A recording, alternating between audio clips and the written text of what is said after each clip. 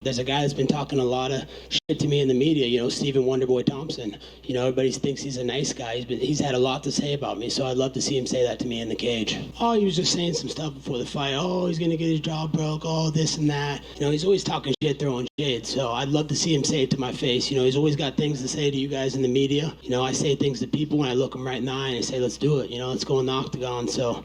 I'd love to see him sometime next year. We've been at the top of the division for the longest. We're two guys that have never fought, that have been at the top of the division for years. So, I think that's the fight that makes the most logical sense next. And we've been at the top of the division for years, and we've never crossed paths. And he's had a lot of things to say about me. Oh, Colby this, oh, Colby that. So, I'd like to see him say those things to my face in that UFC octagon. Is that something you would welcome, fighting Shavkat Rakhmonov next? It doesn't really make sense. I think, Wonderboy has a bigger name. It's a bigger fight for the division, bigger business for the UFC. I'm the company, man. Whatever the UFC wants. I fought the pound for pound number 1 guy. That's the pound for pound number 4 guy in the world. That's him, and I feel like I wasn't even in a fight with him. So, it just shows how good I am and what I'm capable of. So anybody the UFC wants to do, but, I'm looking towards Wonderboy. He said some things, and I have my bad taste in my mouth about him right now, so. What's up, guys? So Colby Covington is sticking to this character still, right? Even after the fight. It reminds me a little bit of Chael Sonnen back in the day, where even losing multiple times, he would still consider himself undisputed, undefeated, all that stuff. Now, not to compare to Colby, because Chael was way more witty about it, intelligent, funny, and he was more humble in defeat. Colby, on the other hand, it seems like a lot of that spark is fading. And sticking to this character, he's talking about how he didn't take any damage after the fight, not even a scratch on him, but this footage backstage of him limping and him icing his legs from all the leg kicks that he took. Of course, he was leaking on the face and stuff like that, so obviously it's not true, but he is trying to still play that character. He's still trying to salvage whatever star power he has and keep as many fans on his side. This is another reason why he wasn't talking too much about his performance in the post-fight interview.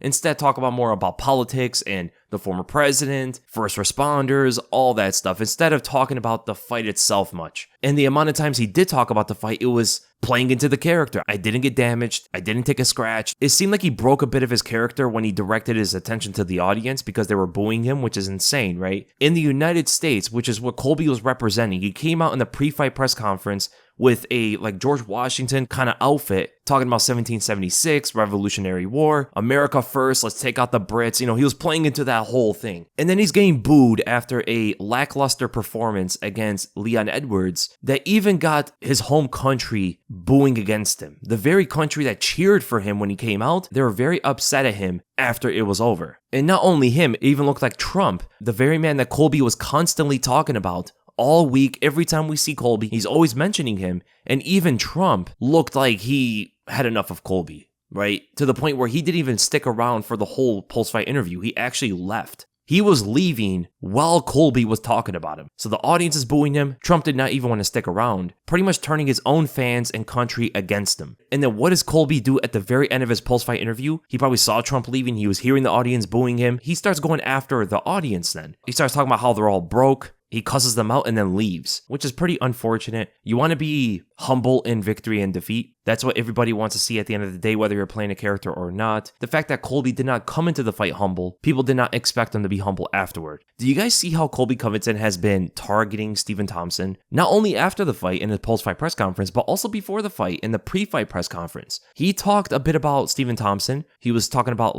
the bus with no windows and those kind of allegations he threw at him, which I think were a bit of a joke. He wasn't being too serious about it. It was kind of distasteful, but he did want to talk trash about Wonderboy and said nothing about Shavkat.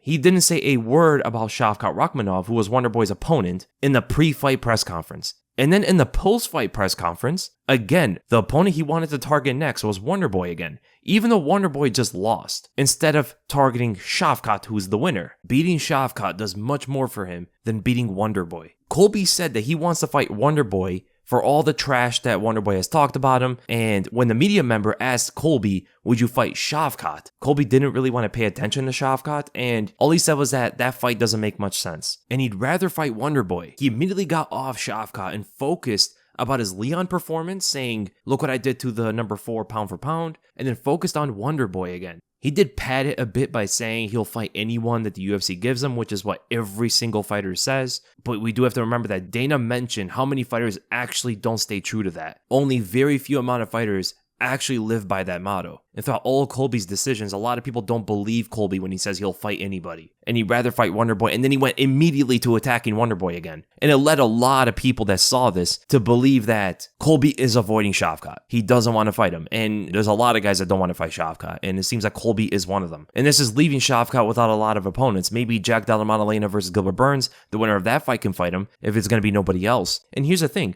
I don't think Colby's in the position where he can pick opponents like that at this point. The guy's coming off an embarrassing loss. He was a star, even credited by Kamaru Usman, who shared 2 pay-per-views with him. But after that fight, after all that anticipation, and then seeing how the fight played out, seeing how everybody was disappointed in Colby Covington, I can imagine that his star power plummeted. And I don't know if he's at the same kind of star power to demand an opponent. Is there any way that this makes sense? Perhaps because they're both coming off losses, they've both been fighting for a bit. They're both former title challengers. So in that aspect, it does make kind of sense, but ranking-wise, they're nowhere close to each other. Colby's in the top 3. Wonderboy is probably going to drop from number 6 to like number 7 or 8. Shavkat and Colby are going to be right next to each other in the rankings. So it makes much more sense by order that Shavkat should be fighting Colby Covington. So I'm not surprised Colby wants Wonderboy over Shavkat, but it is quite interesting that he had nothing to say about Shavkat in the pre-presser and the post-presser, and has attention on Wonderboy for both the press conferences. It almost makes you wonder that in a losing scenario that he thought of in his head,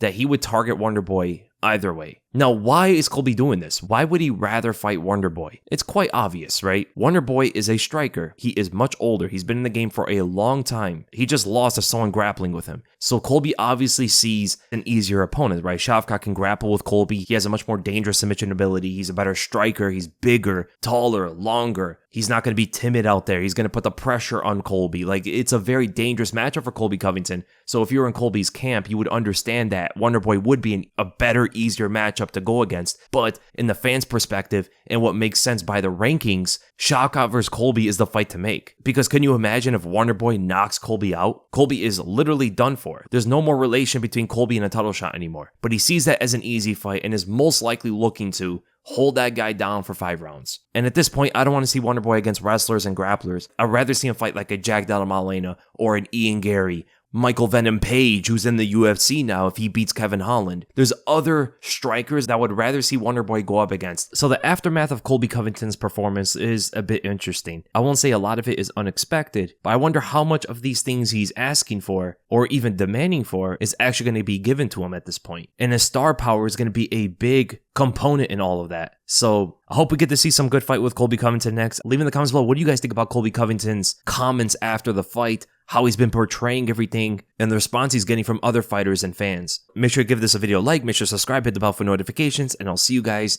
in the next video.